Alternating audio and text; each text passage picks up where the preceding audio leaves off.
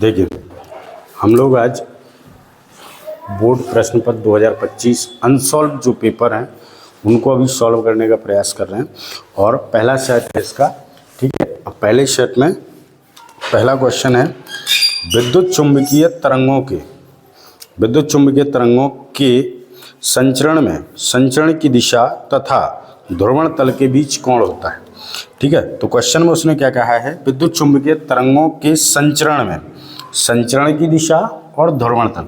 तो विद्युत चुंबकीय तरंगें जो हैं किसी भी माध्यम में, पहली बात अनुप्रस्थ तरंगें होती हैं, ठीक है। इनको सबसे पहले मैक्सवेल ने बताया था कि ये कैसी तरंगें हैं, अनुप्रस्थ तरंगें।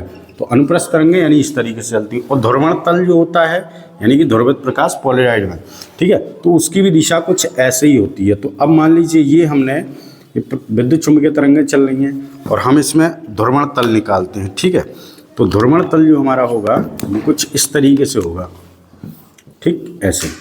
अब दोनों के बीच यानी दोनों कैसे हैं, एक दूसरे के अनुदिश हैं यानी समांतर हैं।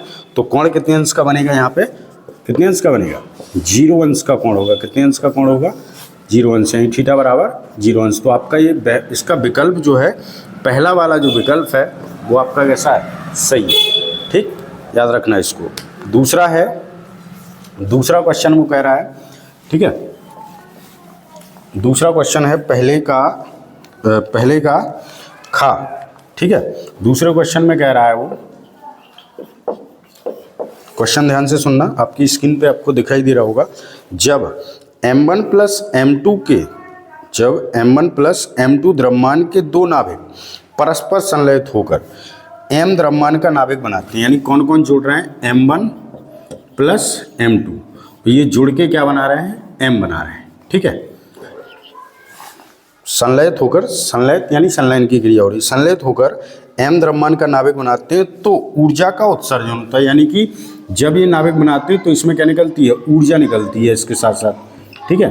तो ऊर्जा का उत्सर्जन होता है। इस प्रक्रिया में क्या होगा, तो भाई इनका मान बड़ा होगा, m1 प्लस m2 का मान ज़्यादा होगा, m1 का मान कैसा होगा, कम होगा। क्यों कम होगा, क्योंकि यहाँ पे देखिए आप कुल द्रव्यमान है, यहाँ क्या हो रही है, द्रव्यमान क्षति, और द्रव्यमान क्षति काय के रूप में निकले, ऊर्जा के रूप में, ठीक है। तो हमारा जो दूसरा इसका विकल्प है m1 प्लस m2 बड़ा होगा किससे, m से।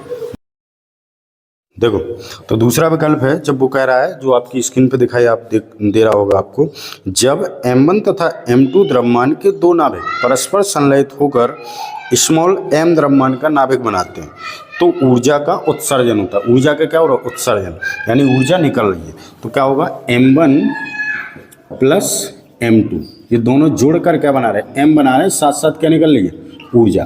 तो वो इसमें कह रहा है, तो इस प्रक्रिया में अब उसने 4 विकल्प दे रखे हैं आपको कि कौन कौन सा दे रखा है, m1 प्लस m2 छोटा है किससे, m से। दूसरा विकल्प दे रखा है m1 प्लस m2 बड़ा है किससे, m से, ठीक है। बाकी और से अपन को गोली लेना है, बाकी दो को आप गोली मार दो। देखो, इन दोनों में से या तो ये प्रक्रिया होगी या फिर ये होगी। अब ये कब होगी, देखो ये वाली प्रक्रिया होगी हमारी, विकल्प दूसरा हमारा सही है। क्यों है सही, क्योंकि m1 और m2 जोड़ेंगे, ठीक है, ये जोड़ेंगे तो भाई इनका द्रव्यमान ज़्यादा होगा। बाकी द्रव्यमान निकल कितना रहा है, मिल रहा है ये, तो इसमें क्या होगी, द्रव्यमान क्षति होगी। और द्रव्यमान क्षति काय के रूप में निकल रही है, ऊर्जा के रूप में, काय के रूप में निकल रही है, ऊर्जा के रूप में, ठीक है। तो इस हिसाब से हमारा ये बड़ा यानी दूसरा विकल्प जो होगा m1 प्लस m2 बड़ा होगा किससे, m से, क्योंकि ये वाला जो द्रव्यमान है वो कम हो जाएगा। दोनों जोड़ रहे हैं, बाकी जोड़ने के बाद हमें m मिल रहा है, साथ में क्या निकल रही, ऊर्जा। तो ऊर्जा हमेशा आइंस्टीन के अनुसार क्या था कि भाई जो द्रव्यमान क्षति है, ठीक है, जो द्रव्यमान क्षति होती है यानी E बराबर डेल्टा E बराबर होता है हमारा क्या, डेल्टा m और c², ठीक है। तो ऊर्जा जो है द्रव्यमान क्षति के रूप में निकलती है। तो यहाँ पे ऊर्जा जो है द्रव्यमान क्षति के रूप में निकल रही है, इस वजह से हमारा कौन सा विकल्प सही होगा, दूसरा वाला, ठीक है। इसके बाद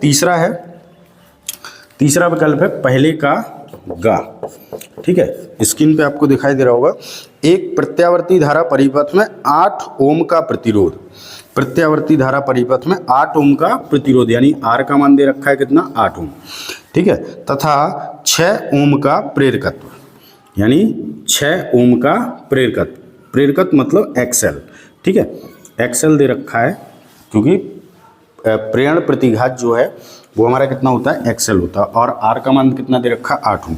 ये दे रखा है प्रतिघात, हाँ, प्रेरण प्रतिघात श्रेणी क्रम में लगे, परिपथ की प्रतिबाधा होगी, यानी कि हमें जेड का मान निकालना है, ठीक है, जेड का मान निकालना है। विकल्प है ये, तो हम विकल्प को देखेंगे जेड बराबर। अब देखो पहले तो ये देखो आप कौन सा परिपथ है, एक्सएल यानी कि एल, और दूसरा आर लगाए, यानी कि कौन सा परिपथ है, एल आर परिपथ।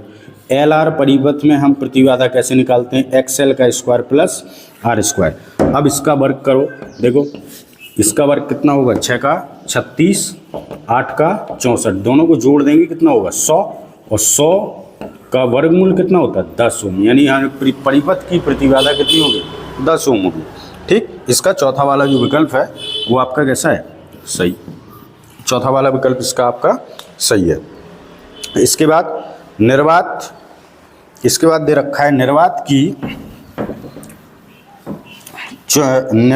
विद्युतशीलता का मात्रक, निर्वात की विद्युतशीलता का मात्रक है, ठीक है। निर्वात की विद्युतशीलता किसे कहते हैं, एप्सिलॉन नॉट को, इसका वो मात्रक पूछ रहा है, ठीक है। विकल्प उसने दे रखे हैं, अब हम निकाल नहीं पा रहे, तो सर आपको बताओ कूलाम का नियम याद है, यही था, ठीक, F बराबर 1/4 pi epsilon not Q1 Q2 बटे आर स्क्वायर। एप्सिलॉन नॉट का मात्रक निकालना है, कैसे निकालेंगे भाई, एप्सिलॉन नॉट को पक्षांतर करो, 1/4 पाई आ जाएगा Q1 Q2 बटे एफ आर स्क्वायर। देखो ये तो नॉर्मल बात है, पहले चैप्टर का तो याद तो होगा ही, अगर याद नहीं है तो हम ऐसे निकालेंगे, ठीक है। अब इसमें देखो ये हमारा जो 4 पाई है ये क्या है, नियतांक है, इसकी तो विमा होगी नहीं, ये तो विमाहीन राशि है, ठीक है। एप्सिलॉन नॉट में अब इसमें आ जाओ कूलाम, यानी क्यू का आवेश क्या होता है, मतलब सॉरी जो Q1 है आवेश उसका मात्रक क्या होता है, कूलाम, ये भी क्या है, कूलाम है। बल का मात्रक क्या होता है, न्यूटन, दूरी का मात्रक क्या होता है, मीटर, ठीक है। और यहाँ पे स्क्वायर लगाया तो स्क्वायर, यानी ये जो मात्रक बनेगा हमारे क्या बनेगा, कूलाम स्क्वायर प्रति न्यूटन मीटर स्क्वायर। यानी कि हमारे इसमें विकल्प दे रखा है कौन सा, दूसरा वाला जो विकल्प दे रखा है वो हमारा कैसा होगा, सही होगा, ठीक। इसके बाद कह रहा है न्यूनतम आवृत्ति की विद्युत चुंबकीय तरंगें, विद्युत चुंबकीय तरंगें कितनी होती हैं, 7, ठीक है। विद्युत चुंबकीय तरंगें कितनी होती हैं, 7 विद्युत चुंबकीय तरंगें हैं। वो कह रहा है न्यूनतम आवृत्ति की विद्युत चुंबकीय तरंगें, ठीक है। तो 4 किरणें दी हैं, अब 7 तो नहीं दे रखी लेकिन 4 दे रखी हैं उसने, कौन कौन, परावैगनी, एक्स, गामा और सूक्ष्म। तो इनका क्रम बनाते हैं, क्रम बनाते हैं इस तरीके से, बढ़ती हुई आवृत्ति के रूप में, ठीक है। रेडियो तरंगें, फिर उसके बाद आती हैं कौन सी, सूक्ष्म तरंगें, ठीक है। फिर उसके बाद आती हैं अवरक्त तरंगें, ठीक है। उसके बाद आती हैं दृश्य प्रकाश विकिरण जिसे हम कह सकते हैं, ठीक है, ये चौथी है। और 5वीं है हमारी परावैगनी, ठीक। 6वीं है या परावैगनी, एक तरंगें कह लो या किरणें कह लो, ठीक है। उसके बाद 6वीं है एक्स किरणें या एक्स विकिरण, ठीक है। और 7वीं है हमारी गामा किरणें। अब ये जो सभी आपको तरंगें दिख रही हैं ये आवृत्ति के बढ़ते हुए क्रम में है, कौन से क्रम में है, आवृत्ति के बढ़ते हुए क्रम में, ठीक है। अब एक चीज़ और आपको बता दें, जिसकी आवृत्ति ज़्यादा होगी उसकी तरंग दैर्घ्य कम होगी, जिसकी आवृत्ति ज़्यादा उसकी तरंग दैर्घ्य कम, ठीक है। तो इनमें देखो वो क्या हमसे पूछ रहा है, वो हमसे पूछ रहा है कि न्यूनतम आवृत्ति की विद्युत चुम्बकीय तरंग है, न्यूनतम आवृत्ति यानी कि ऐसे आवृत्ति जो है वो इस तरीके से बढ़ रही है, तो सबसे ज़्यादा आवृत्ति किसकी होगी, गामा किरण की। तो इसमें 4 विकल्प दे रखे हैं, कौन कौन से, परावैगनी, एक्स और गामा। तो सबसे ज़्यादा किसकी होगी, गामा की, फिर एक्स की, फिर किसकी होगी, परावैगनी, यानी कि सबसे ज़्यादा होगी गामा की, फिर उससे कम एक्स की, फिर उससे कम परावैगनी की। उसमें एक और लास्ट में विकल्प दे रखा है, कौन, सूक्ष्म तरंगें। और सूक्ष्म तरंगों की जो आवृत्ति है वो रेडियो तरंगों के बाद सबसे ज़्यादा होती है, ठीक। यानी रेडियो तरंगों की जो आवृत्ति है वो सबसे कम होती है, लेकिन यहाँ पे 4 विकल्प में सबसे कौन सी दे रखी है, सूक्ष्म तरंग। तो हमारा जो चौथा वाला विकल्प है वो हमारा कैसा होगा, सही होगा। अगर इसकी जगह कोई और दिया होता, ठीक है, क्योंकि इन तीनों की तो आवृत्तियाँ जो हैं वो ज़्यादा होती हैं, सबसे ज़्यादा गामा की होती है, फिर उसके बाद किसकी होती है, एक्स की, फिर उसके बाद परावैगनी की। ठीक है, तो इसका कौन सा विकल्प सही है हमारा? चौथा विकल्प है, यानी सूक्ष्म तरंगें जो होंगी इनमें वो कैसी होंगी? न्यूनतम आवृत्ति की तरंग होंगी। ठीक, और अगर इनमें से यही विकल्प उसको रिवाइज कर दिया जाए कि अधिकतम तरंग दैर्घ्य की या अधिकतम तरंग दैर्घ्य किसकी होगी, तो अधिकतम तरंग दैर्घ्य किसकी होगी? सूक्ष्म तरंग की होगी। जिसकी आवृत्ति ज़्यादा उसकी तरंग दैर्घ्य कम, तो सूक्ष्म तरंग की तरंग दैर्घ्य कैसी होगी? ज़्यादा होगी। ठीक है, इसके बाद अगला विकल्प है हमारा छठवां, अनुचुंबकीय पदार्थ की चुंबकीय प्रवृत्ति काई एम, अनुचुंबकीय पदार्थ की चुंबकीय प्रवृत्ति काई एम तथा परमताप काई एम परमताप टी के साथ किस प्रकार बदलती है। ठीक है, यानी कि हमें चुंबकीय प्रवृत्ति और परमताप में संबंध बताना है। तो चुंबकीय प्रवृत्ति और परमताप में जो संबंध होता है वो ये हमने लिखवाया भी था, बताया भी था। क्या होता है? परमताप की व्युत्क्रमानुपाती। ठीक, चुंबकीय प्रवृत्ति जो है वो परमताप के कैसी होती है? व्युत्क्रमानुपाती। व्युत्क्रमानुपाती का मतलब ये, अगर हम ताप बढ़ाएंगे, ठीक है, अगर हम ताप बढ़ाएंगे तो किसी भी पदार्थ की जो चुंबकीय प्रवृत्ति हो वो क्या होगी? कम होगी। ठीक, और अगर हम ताप घटाएंगे तो चुंबकीय प्रवृत्ति बढ़ेगी। ठीक, यानी कि ऐसी कंडीशन में अब हम इसको क्या लिख सकते हैं? देखो, काई एम अनुक्रमानुपाती, या ऐसे बोल लो अनुक्रमानुपाती परमताप इनवर्स। ठीक है, यानी कि इसका कौन सा विकल्प है? ये दूसरा वाला जो इसका विकल्प है वो कैसा हो? सही होगा। ठीक, ये आपके खंड कौन सा था?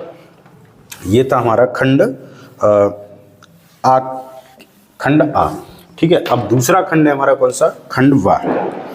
ठीक है, ध्यान से समझना इसको। बाकी जो भी चीज़ें हैं आपको जिनकी परिभाषाएं, अब क्योंकि एक एक नंबर वाले क्वेश्चन अब स्टार्ट हो रहे हैं। ठीक है, तो पहला क्वेश्चन है दूसरे का कौन सा? का, जिसे हम बोलेंगे कौन सा? पूर्ण आंतरिक परावर्तन। क्वेश्चन दे रखा है पूर्ण आंतरिक परावर्तन से क्या तात्पर्य है? किरण आरेख दिखाइए। ठीक, तो क्या पूछ रहा है? पूर्ण आंतरिक परावर्तन। पूर्णांतरिक परावर्तन किसे कहते हैं?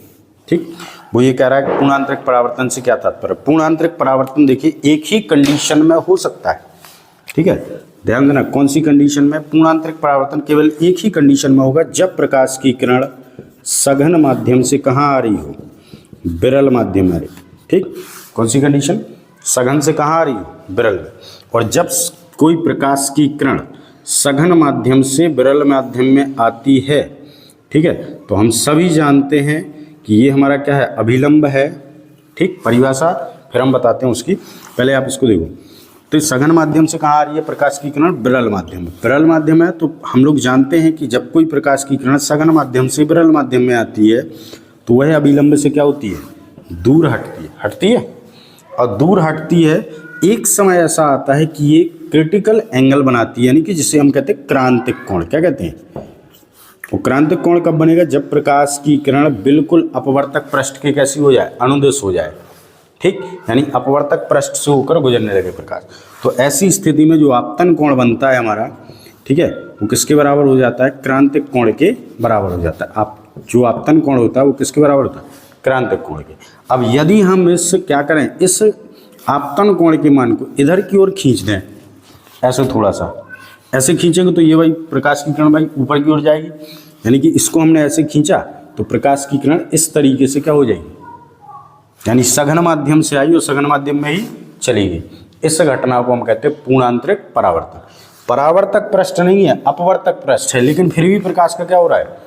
परावर्तन हो रहा है। फिर भी क्या हो रहा है? प्रकाश का परावर्तन। ऐसी घटना को, यानी कि ऐसे गलो शॉर्ट में उसको हम बोल सकते हैं, क्योंकि एक नंबर का क्वेश्चन है तो इतना ज़्यादा उसको मतलब वर्णन करने की उतनी आवश्यकता नहीं है। हम उसको ऐसे बोल सकते हैं कि जब कोई प्रकाश की किरण सघन माध्यम से आती है और अपवर्तक पृष्ठ से, ध्यान देना, परावर्तक नहीं, अपवर्तक पृष्ठ से टकराकर अपवर्तक पृष्ठ सघन माध्यम में ही चली जाती है, उस घटना को हम क्या कहते हैं? पूर्णांतरिक परावर्तन कहते हैं। इसके पीछे कारण क्या है? इसके पीछे का कारण ये है कि आपतन कोण का जो मान है वो क्रांतिक कोण के मान से कैसा हो जाना? अधिक हो जाना। ठीक, आपतन कोण का मान किससे अधिक हो जाना? क्रांतिक कोण के मान से अधिक हो जाना। जब भी प्रकाश की किरण का या जब भी आपतन कोण का मान क्रांतिक कोण के मान से अधिक होगा तो प्रकाश की किरण अपवर्तक पृष्ठ के द्वारा क्या हो जाएगी? पूर्ण आंतरिक परावर्तित हो जाएगी। ठीक, यानी इसे हम कहते हैं पूर्णांतरिक परावर्तन। अब इसमें वो कह रहा है कि किरण आरेख बनाकर खींचिए, तो किरण आरेख भी हमने बना के रख दिया है यहाँ पे, इसको थोड़ा सा साफ कर लेते हैं, फिर आप उस हिसाब से इसको बना लेना, ठीक है। कि किरण आरेख भी बनाकर, ठीक है। तो ये उसका क्या है, किरण आरेख है, जिसमें आपको बराबर नहीं लगाना है, यहाँ पे यहाँ लगाना है ये, ठीक है। और ऐसी कंडीशन में देखो आप, ये वाला जो कोण है, जिसे हम कौन सा कोण बोलेंगे, अपवर्तन कोण, उसका मान किससे बड़ा हो जाएगा, 90 अंश से बड़ा हो जाएगा, ठीक। ये उसका क्या है, किरण आरेख है, यानी सघन माध्यम से ही प्रकाश की किरण आई और सघन माध्यम में ही क्या हो गई, चली गई, ठीक। और ये हमारा क्या है, अभिलंब है, ठीक है। तो इस तरीके से किरण आरेख बना देना, इसका आपका 1 नंबर जो है मिल जाएगा, ठीक। बढ़ते हैं हम अगले नेक्स्ट क्वेश्चन की ओर, ठीक है। अगला क्वेश्चन है समस्थानिक तथा संभारिक। अगला क्वेश्चन है समस्थानिक एवं संभारिक नाभकों में अंतर समझाइए, ठीक है। समस्थानिक और संभारिक, ये जो 2 नाभिक होते हैं, इनमें वो कह रहा है अंतर बताओ। ये तो तुमने केमिस्ट्री में बहुत पढ़ रखा होगा, ठीक है, केमिस्ट्री में इनको बहुत पढ़ रखा होगा, ये हम लोगों का भी मतलब फिजिक्स में ही है, ठीक है। इसके अलावा केमिस्ट्री में तुमने इसको पढ़ रखा है। समस्थानिक और संभारिक में अंतर। समस्थानिक किसे कहते हैं, समस्थानिक वे नाभिक होते हैं, ठीक है, जो जिनके परमाणु क्रमांक समान तथा भार कैसे होते हैं, अलग अलग होते हैं, उन्हें हम क्या कहते हैं, समस्थानिक। समस्थानिक, जिनका स्थान कैसा हो, फिक्स हो, समान हो, ठीक है। यानी कि अब स्थान कैसे, भाई ऐसे बोल सकते हैं कि उदाहरण देखो, 1H1 1H2 और 1H3, हाइड्रोजन के 3 समस्थानिक, ठीक है। ऐसे हम क्लोरीन का भी लिख सकते हैं, देखो 1735 और 1737, ये क्या है हमारे समस्थानिक। इनके देखो परमाणु क्रमांक कैसे हैं, सबके समान है, भार देखो अलग अलग है, द्रव्यमान संख्या देखो सबकी कैसी है, अलग अलग, इन्हें हम क्या कहते हैं, समस्थानिक। इन्हें क्या कहते हैं हम, समस्थानिक। ये समस्थानिक हो गए। तो परिभाषा आप अपने तरीके से उसको लिख सकते हो, नहीं तो हम स्क्रीन पे आपको दिखाई भी दे रही होगी आंसर उसका, हाँ। संभारिक, संभारिक नाभकों, संभारिक बताना है। संभारिक क्या कहलाते हैं, वे जिनके भार कैसे हो, समान हो, वे जिनके भार समान हो। जैसे कि हमारा आता है कौन, पोटेशियम K40, इसके अलावा कैल्शियम 2040, ठीक। ये आपके क्या है, ये आपके क्या है, संभारिक है, ठीक। इनके भार कैसे हैं, समान है, परमाणु क्रमांक अलग अलग है। तो परिभाषा शॉर्ट में लिखना है, समस्थानिक यानी वे नाभिक, ठीक है, जिनके परमाणु क्रमांक समान, परमाणु द्रव्यमान अलग अलग, वो समस्थानिक। जिनके परमाणु क्रमांक अलग अलग परंतु परमाणु भार समान, वो आपके क्या है, संभारिक। 1 नंबर का क्वेश्चन है, उसी हिसाब से आपको इसको लिखना है, ठीक है। अगला क्वेश्चन है हमारा, बढ़ते हैं अगले क्वेश्चन की ओर। अगला क्वेश्चन है दूसरे का गा, ठीक है। ये क्वेश्चन ठीक है, उसमें वो कह रहा है अनओमीय, ओमीय एवं, ठीक है, ओमीय परिपथ पढ़ाया होगा, ऐसे परिपथ जो ओम के नियम का क्या करते हैं, पालन करते हैं। ऐसे परिपथ जो ओम के नियम का क्या करते हैं, पालन करते हैं, उन्हें हम कहते हैं कौन से परिपथ, ओमीय परिपथ। और अनोमीय परिपथ क्या, ऐसे परिपथ जो ओम के नियम का पालन नहीं करते, उन्हें हम क्या कहते हैं, अनोमीय परिपथ। तो ओमीय परिपथ और अनोमीय परिपथ, वो उनके लिए कह रहा है, अनोमीय परिपथ और ओमीय परिपथ के लिए वोल्टता V तथा I के बीच क्या करना है, ग्राफ खींचना है। यानी कि विभव और धारा के बीच में क्या करना है, ग्राफ खींचना है। ग्राफ बिल्कुल सरल है, ठीक है। ये हमारी क्या है, धारा है I, और ये हमारा क्या है, विभवांतर है, ठीक है। ये क्या है, विभवांतर है, ठीक। तो जब भी ओमीय परिपथ, यानी कि बिल्कुल ओमीय परिपथ के लिए ग्राफ ऐसे ही खींचेगा, सिंपल, ठीक। यानी कि जितनी हम धारा बढ़ाएंगे उतना ही हमारे क्या होगा, विभवांतर बढ़ेगा। इसके लिए कोई भी, इसका उदाहरण अगर देखें तो कोई भी जो चालक तार है वो ओम के नियम का क्या करता है, पालन करता है, ठीक। जो क्या करता है, ओम के नियम का पालन करता है। दूसरा अनोमीय परिपथ के लिए बनाना है, तो अनोमीय परिपथ के लिए हम लोग ऐसे बना सकते हैं, देखो इस पे हम भाई धारा कर लेंगे, ये धारा है, ठीक है, और ये हमारा क्या है, विभवांतर है। दिख तो रहा है, नहीं तो ऊपर, ठीक है। 1 मिनट, अनोमीय के लिए भी हम बना देते हैं। ये देखो ओमीय परिपथ के लिए बिल्कुल सरल है, इसको आप बना लेना, ठीक है। हम अब बना रहे हैं किसके लिए, अनओमीय परिपथ के लिए, ठीक है। अनुमीय परिपथ के लिए तो ये हमारी क्या है, धारा है, ठीक है, I, और ये हमारा क्या है, विभवांतर है, ठीक। अनुमीय परिपथ में अगर हम धारा का मान बढ़ाते हैं, विभवांतर बढ़ाते हैं, तो इस तरीके से ग्राफ हमारा खिंचता है। जैसे कि हम बोल सकते हैं इसके लिए केवल हमें ग्राफ खींचना है और कुछ नहीं करना है, ठीक है। उदाहरण के तौर पे अगर तुम्हें लिखना है उसमें तो लिख सकते हो क्या, टॉर्च का बल्ब। ये किसका उदाहरण है, अनुमीय परिपथ का, क्योंकि ये ओम के नियम का पालन नहीं करता है। अगर हम विभवांतर बढ़ाते हैं तो धारा बढ़ भी सकती है, नहीं भी बढ़ सकती है, ठीक। तो ऐसे परिपथ को हम क्या कहते हैं, अनुमीय परिपथ कहते हैं, और ये अनुमीय परिपथ का क्या है, ग्राफ है, ठीक है। इसके अलावा अगला क्वेश्चन है, ठीक। तो ये समझ गए ओमीय परिपथ और अनुमीय परिपथ, ठीक है, बिल्कुल सरल है। एक नंबर का क्वेश्चन है, तो आपको दोनों ग्राफ बनाने हैं, ठीक है, ज़्यादा उसमें दिक्कत वाली कोई बात नहीं। अगला क्वेश्चन है दूसरे का घा। बिल्कुल ये तो सरल क्वेश्चन है, बिल्कुल, मतलब ये हम लोगों का पहले चैप्टर का है, ठीक है। एक चालक पर 2.4 × 10⁻−18 कूलम का धनावेश है। 2.4 × 10⁻−18 कूलम का क्या है, धनात्मक आवेश है। बताइए कि चालक पर कितने इलेक्ट्रॉनों की कमी या अधिकता है। अब वो पहले ही उसने बोल दिया है कि कौन सा आवेश है, धनावेश है। कौन सा आवेश है, धनावेश। धनावेश किसके कारण होता है, इलेक्ट्रॉन की कमी के कारण। किसके कारण होता है, इलेक्ट्रॉन की कमी के, मतलब अब चालक पे इलेक्ट्रॉन की क्या होगी, कमी होगी। वृद्धि किसी भी स्थिति में नहीं हो सकती है, क्योंकि यहाँ पे कौन सा आवेश दे रखा है उसने, धनावेश। तो प्रकृति तो हम पहले ही बता देते हैं। और देखो इसका जो है हम लोग ये जानते हैं ऐसे कि दो चालकों को आपस में रगड़ दो, ठीक है, रगड़ने से क्या होगा, ऊष्मा उत्पन्न होगी। ऊष्मा उत्पन्न होगी तो परमाणुओं के बीच या परमाणु के जो संयोजी इलेक्ट्रॉन है उनके बीच बना जो सहसंयोजी बंध है वो टूटेगा। इलेक्ट्रॉन एक परमाणु से दूसरे परमाणु में क्या होंगे, जाना शुरू होंगे, क्योंकि सहयोजी बंध टूट चुका है। तो ऐसी स्थिति में वो क्या होगा, मुक्त हो जाएगा। मुक्त हो जाएगा तो मान लो इस पदार्थ से इसमें जाता है इलेक्ट्रॉन, तो यहाँ क्या होगी, इलेक्ट्रॉन की कमी, और इधर क्या होगी, वृद्धि। और जिस पर कमी होती है उस पर कौन सा आवेश आता है, धनावेश। तो पहले चैप्टर का बिल्कुल सरल सा। और ये क्या है, जिस पर वृद्धि होती है क्या आता है, ऋणावेश। तो क्वेश्चन में ही उसने बोल दिया कि एक चालक पर 2.4 × 10⁻−18 कूलम धनात्मक आवेश है, यानी कि धनावेश है, ठीक है। बताइए कि चालक पर कितने इलेक्ट्रॉनों की कमी या अधिकता है, ठीक है। तो हमें ये बतानी, तो सबसे पहले तो यही है कि धनावेश है, तो मतलब क्या है, यहाँ पे कमी है। अब कितने हैं तो वो निकाल लेते हैं। तो हम लोग जानते हैं क्वांटीकरण आवेश का Q बराबर क्या होता है, Ne। तो N बराबर क्या होगा, Q/E, जहाँ पे E क्या है, हमारा मूल आवेश है। मूल आवेश किसे कहते हैं, पदार्थ पर अवस्थित न्यूनतम आवेश को हम क्या कह सकते हैं, मूल आवेश कहते हैं, ठीक है।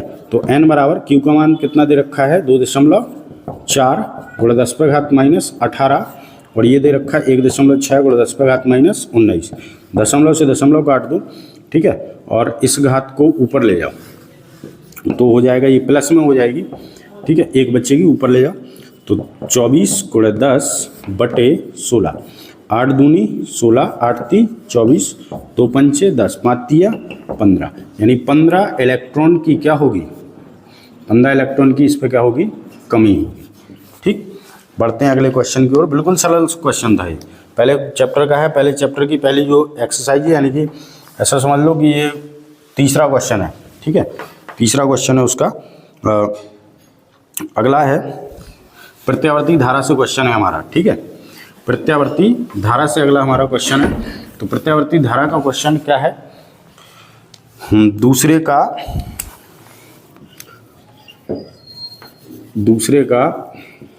डा।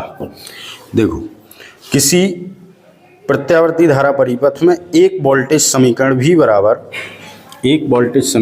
बराबर 40 sin 100πt वोल्ट द्वारा प्रदर्शित होता है। किसके द्वारा होता है, ये वोल्ट के द्वारा इसको प्रदर्शित किया जाता है। इसको ध्यान से देखना, क्योंकि यहाँ t सेकंड में है समय, वोल्टता ग्राफ उचित पैमाने पर पूरे चक्र के लिए बनाई। तो हमें क्या बनाना है, ग्राफ बनाना है। ग्राफ कब बनेगा भाई, हम जब आवर्तकाल वगैरह निकाल लेंगे तभी तो बनेगा।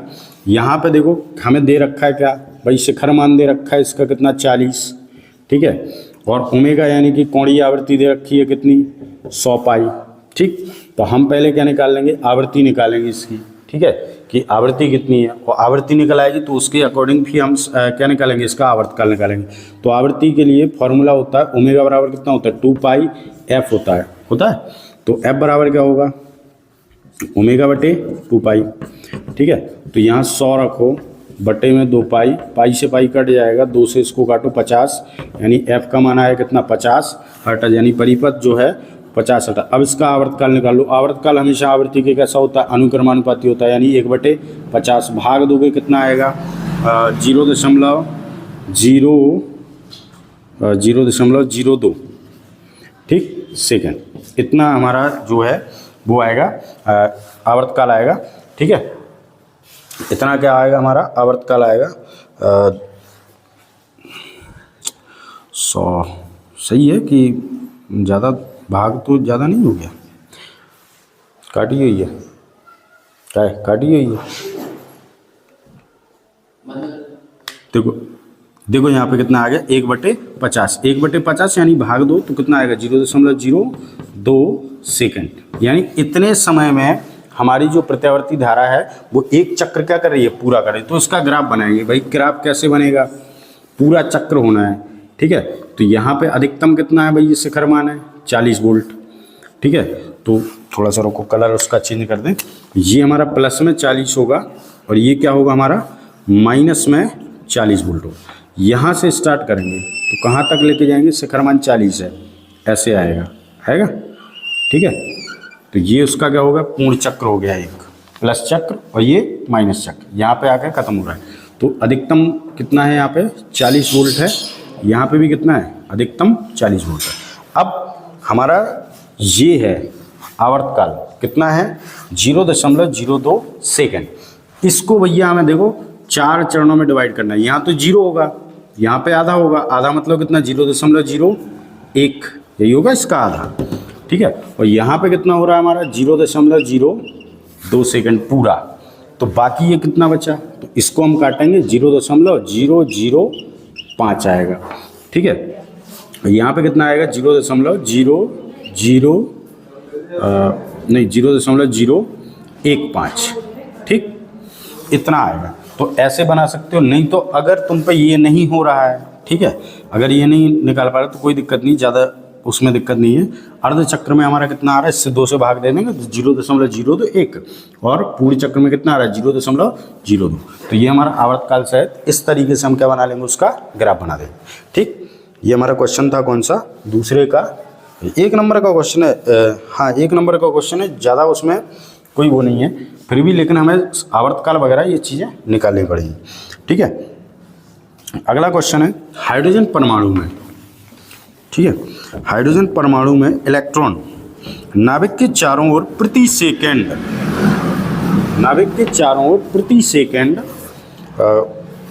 6 × 10⁻15 चक्कर लगाता है। वृत्तीय पथ के किसी बिंदु पर धारा का मान क्या होगा। ठीक है, तो दूसरे का कौन सा, चा वाला क्वेश्चन है, उसमें हाइड्रोजन परमाणु में इलेक्ट्रॉन नाभिक के चारों ओर प्रति सेकंड कितने चक्कर लगा रहा है, एन का मान दे रखा है। ठीक है, 1 सेकंड में कितने चक्कर लगा रहा है, 6 × 10⁻15। ठीक है, इतने चक्कर लगा रहा है प्रति सेकंड। ठीक, ये दे रखा है अपन को क्या, एन का मान। अब वो कह रहा है वृत्तीय पथ में धारा का मान क्या होगा, आई का मान निकालना है। ठीक है, आई बराबर क्या होता है, Q/T। अब भाई हमें तो ना तो समय पता है ना कुछ, हम एक चीज़ जानते हैं, ये चक्कर यानी आवृत्ति दी है, आवृत्ति किसके, आवर्तकाल के व्युत्क्रमानुपाती होती है। ठीक, या ऐसे कह लो आवृत्ति जो है वो आवर्तकाल का व्युत्क्रम होता है। ठीक है, तो T बराबर क्या होगा, 1/n होगा। ठीक, T बराबर कितना होगा, n होगा। अब भाई इसके आगे हमें आवेश भी नहीं दे रखा। ठीक है, आवेश भी नहीं है हमारे पास और समय भी नहीं है, तो हम इसका मान रख सकते हैं। T बराबर कितना आ सकता है, 1/6 × 10⁻15। ठीक है, और आई का मान निकालना है। अब आई का मान निकालें कैसे, तो आवेश निकाल सकते हैं हम। कैसे निकालेंगे, Q बराबर n ही होता है। ठीक है, अब E यहाँ पे ज़्यादा है नहीं तो एक ही हम लोग क्या रख सकते हैं, E रख सकते हैं। कितना रख सकते हैं, E। और समय का मान निकालेंगे तो वृत्तीय पथ पे चक्कर लगा रहा है। कहाँ चक्कर लगा रहा है, वृत्तीय पथ पे। कहाँ पे लगा रहा है, वृत्तीय पथ पे, तो वृत्तीय पथ पे चक्कर लगा रहा है और कितना, इतना समय लग रहा है उसको एक चक्कर लगाने में। ठीक है, ध्यान देना, इतना समय लग रहा है उसको, कितना, एक चक्कर लगाने। एक चक्कर यानी पूरा जब घूमेगा तो ये दूरी चलेगा, हम दूरी निकालें तो दूरी कितनी होगी, 2πr। ठीक है, और समय ये है। ठीक है, तो चाल निकाल लो उसकी, वेग v बराबर क्या होगा, दूरी बटे समय, यही होगा। वीडियो काटो। ठीक है, तो अगले क्वेश्चन में हम बढ़ते हैं, अगले क्वेश्चन की ओर। हमारा अगला क्वेश्चन है कि एक इलेक्ट्रॉन जो है क्या कर रहा है, वृत्ताकार पथ पर,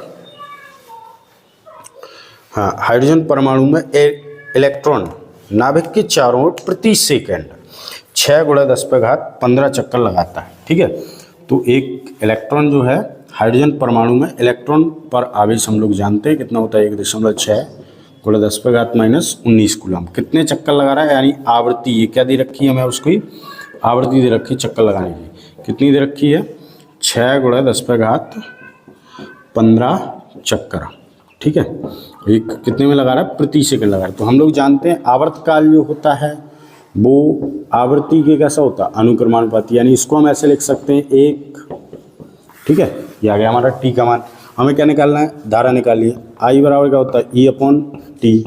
ठीक, और टी का मान अपने पास है ही, तो वही हम इसको लिख सकते हैं 1.6 × 10⁻19 बटे ये 1/6 × 10⁻15। ठीक है, 10⁻15। अब ये कहाँ चला जाएगा, ऊपर, तो आई बराबर आ जाएगा 1.6 × 10⁻19 और 6 × 10⁻15। ठीक है, गुणा कर लो। सबसे पहले तो घातें कट जाएंगी, कितनी बचेंगी, -4।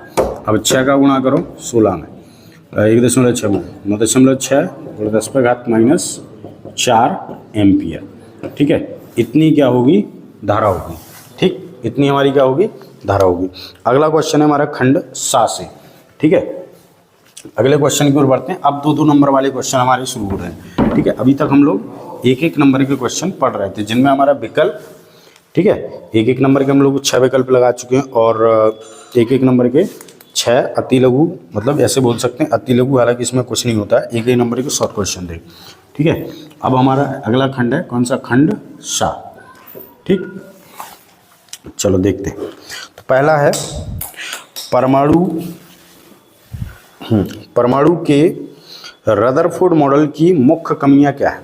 ठीक है, तो परमाणु के रदरफोर्ड मॉडल की मुख्य कमियां क्या है, थ्योरिकल क्वेश्चन है। ठीक है, आप लोगों को हम पहले बता चुके हैं। इसके अलावा स्क्रीन पे आपको दिखाई दे रहा होगा 2 कमियां हैं उनकी।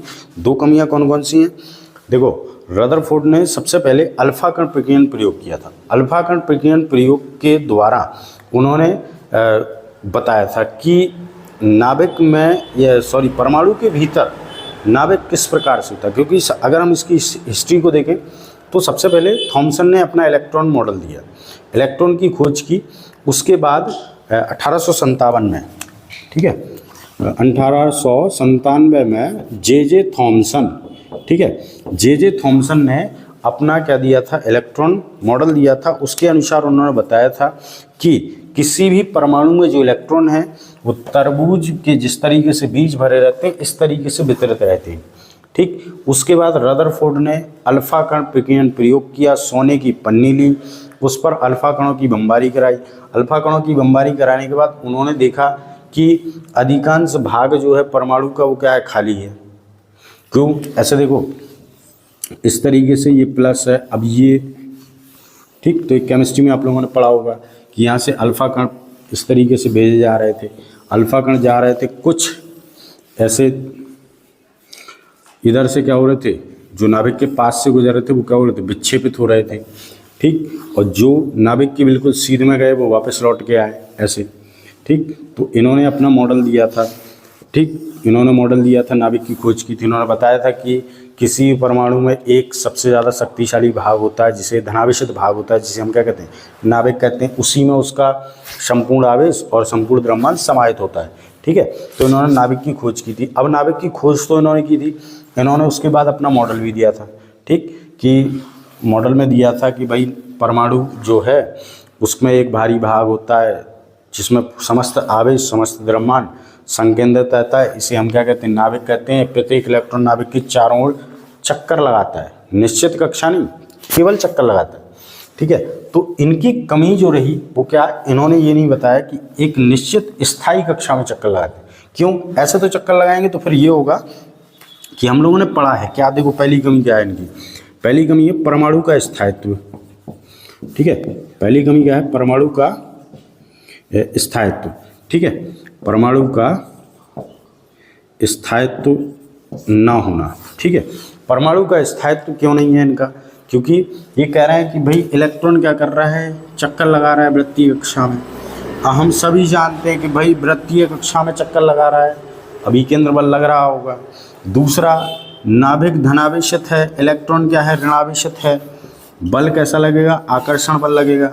ठीक है, यानी अब निश्चित कक्षा में अगर चक्कर लगाएगा तो नाभिक में नहीं गिरेगा, लेकिन अगर निश्चित कक्षा में चक्कर नहीं लगाएगा तो क्या होगा, एक समय ऐसा आएगा कि नाभिक में गिर जाएगा। क्यों गिर जाएगा, क्यों, क्योंकि प्रत्येक आवेशित कण जो है जब वह गति करता है तो अपनी ऊर्जा को उत्सर्जित करता है। ऊर्जा काय के रूप में निकलती है, विद्युत चुंबकीय, काय के रूप में, विद्युत चुंबकीय तरंगों के रूप में। विद्युत चुंबकीय तरंगों के रूप में अगर ऊर्जा निकलेगी तो एक समय ऐसा आएगा कि इलेक्ट्रॉन जो है वो कहाँ आके नाभिक में गिर जाएगा, यानी परमाणु का स्थायित्व नहीं रहेगा, परमाणु नहीं रहेगा। ठीक, ये पहली कमी थी। दूसरी कमी थी इनकी क्या, हाइड्रोजन स्पेक्ट्रम, जो स्पेक्ट्रम है रेखीय स्पेक्ट्रम, उसकी ये क्या नहीं कर पाए, व्याख्या नहीं कर पाए। ठीक है, तो ये इनकी मुख्य दो कमियां थी जो आपको स्क्रीन पे आपको दिखाई दे रही होंगी। ठीक है, उसमें से आप उसको लिख लेना, देख लेना, पढ़ लेना। ठीक है, इसके बाद अगले क्वेश्चन पे चलते हैं हम। अगला क्वेश्चन है तीसरे का क्या, खा। तीसरे का खा क्या है कि एक उत्तल लेंस की प्रकाश की किरणें चित्र के अनुसार पड़ रही है। यहाँ पे चित्र बना हुआ है, देखो ये एक उत्तल लेंस है। ठीक है, इस पर प्रकाश की किरणें इस तरीके से गिर रही हैं। बिल्कुल सरल सवाल है। ये उत्तल लेंस का प्रकाशिक केंद्र है C और ये क्या है, O है। यहाँ पे वस्तु रखी है, प्रकाश की किरणें इस तरीके से आ रही हैं, ऐसे। ठीक, इस तरीके से वस्तु से मिल लेंगी। ठीक है,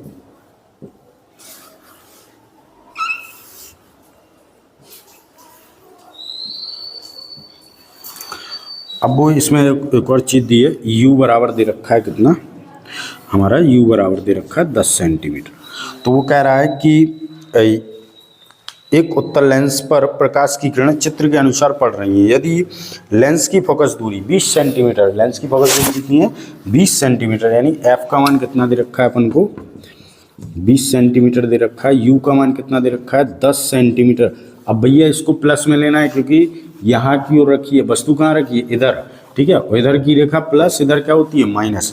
ठीक है, तो प्लस में रखा है हमने। अब वो ये कह रहा है आगे कि प्रतिबिंब की स्थिति ज्ञात कीजिए, किरण का मार्ग भी दर्शाइए।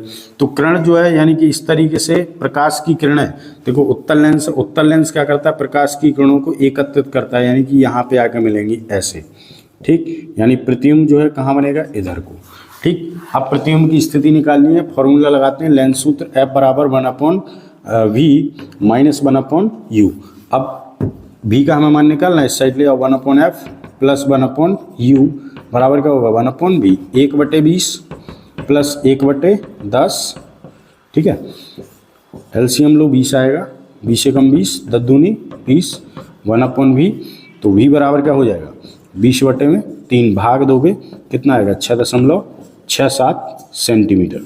ठीक है, जो आपका आंसर लिखा होगा 6-7 सेंटीमीटर लिखा होगा। ठीक है, फिर हम भाग देंगे तो आएगा इतना ही। ठीक, तो इस तरीके से चित्र है, बस ध्यान रखना यहाँ पे प्लस हमने क्यों नहीं लिया वस्तु की दूरी में, ये प्लस क्यों लिया, माइनस क्यों नहीं लिया, क्योंकि सर आपने ही तो बोला था कि ये हमेशा वस्तु की दूरी माइनस होती है, लेकिन वस्तु आप देखो कहाँ रखी है, इधर रखी है। ठीक है, इसलिए काय में रखा है हमने, मानिए प्लस में। अगर इधर की ओर रखी होती तो काय में लेते, माइनस में। ठीक, चलो इसके बाद अगला, विद्युत चुंबकीय तरंगें क्या होती हैं, इनके संचरण खींचकर विद्युत क्षेत्र तथा चुंबकीय क्षेत्र अवयव दिखाइए। तो विद्युत चुंबकीय तरंगें क्या है, विद्युत क्षेत्र तथा चुंबकीय क्षेत्र के दोलनों से उत्पन्न हुई तरंगें क्या कहलाती हैं? विद्युत चुंबकीय तरंगें कहलाती हैं। ठीक, विद्युत क्षेत्र तथा चुंबकीय क्षेत्र के दोलनों से उत्पन्न हुई तरंगें क्या कहलाती हैं? विद्युत चुंबकीय तरंगें कहलाती हैं। जब कोई धारा उच्च आवृत्ति की धारा परिपथ में बदलती है तो उसकी जो ऊर्जा है वो काय के रूप में निकलने लगती है? विद्युत चुंबकीय तरंगों के रूप में निकलने लगती है। इसे हम क्या कहते हैं? विद्युत चुंबकीय तरंगें कहते हैं। विद्युत चुंबकीय तरंगें किस तरीके से चलती हैं? तो विद्युत चुंबकीय तरंगों का चलने का तरीका है, संचरण की जो दिशा है वो चित्र हम पहले बनवा भी चुके हैं, फिर से यहाँ पे बना लूँ, एक्स अक्ष, वाई अक्ष और जेड अक्ष। ठीक है, इस तरीके से होता है। तो ये हमारा एक्स है, ये क्या है? वाई है, और ये क्या है? जेड है। यहाँ पे यदि हमारा चुंबकीय क्षेत्र है और ये हमारा यहाँ पे विद्युत क्षेत्र, यहाँ पे क्या है? चुंबकीय क्षेत्र है। तो विद्युत चुंबकीय तरंगें जो है वो इस तरीके से चल रही होंगी।